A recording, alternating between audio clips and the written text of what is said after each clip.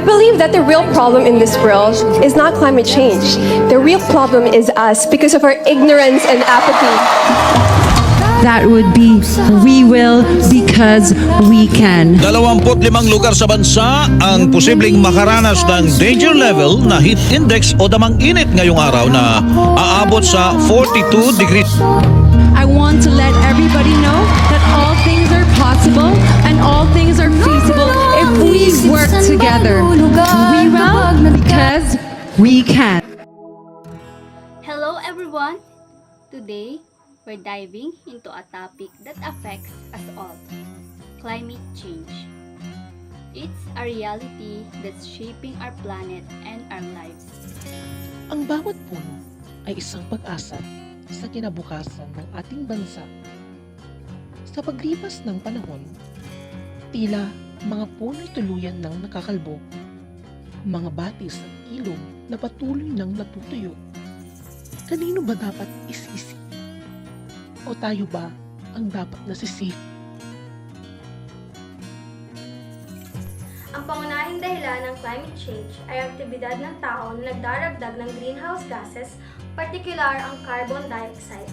Ito ay resulta ng pagsunog ng fossil fuels, deforestation, agrikultura at iba pang industrial at commercial na aktibidad.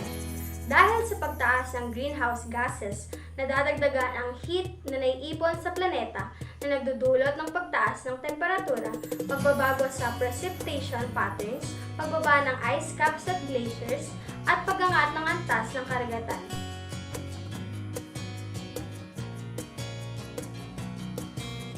Nang dahil sa climate change, mas tumataas ang temperatura sa ating mundo at natutunaw ang glaciers.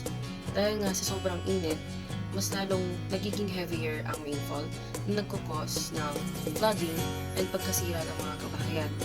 Minsan, nagkukos din ito ng pagkasawi ng mga buhay ng mga tao.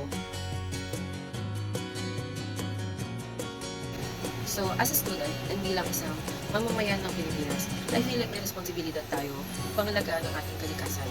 Dahil dito tayo tumitira, dito tayo kumukuha ng ating pangkabuhayan at ng ating pagkain. Kaso nga lang minsan may nagagawa tayo mga bagay na hindi natin nalalaman na nakakapag-cause na pala ng pollution. Just like tatapon ng mga basura and mga pagsusunog ng mga plastics, nakakapag-cause ito ng pollution at nakakasira ng ozone layer na pumoprotekta sa atin sa radiation galing sa araw.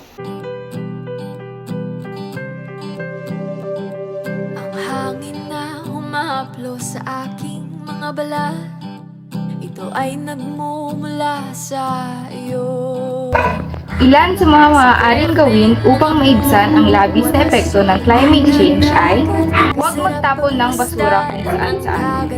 Iwasan ang paggamit ng plastic. Matutong mag-reduce, reuse at recycle.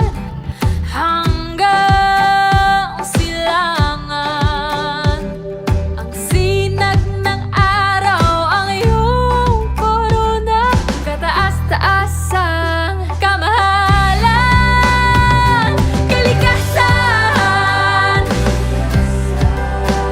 Liwanag ang bumubuhay at gumagabay sa kalikasan.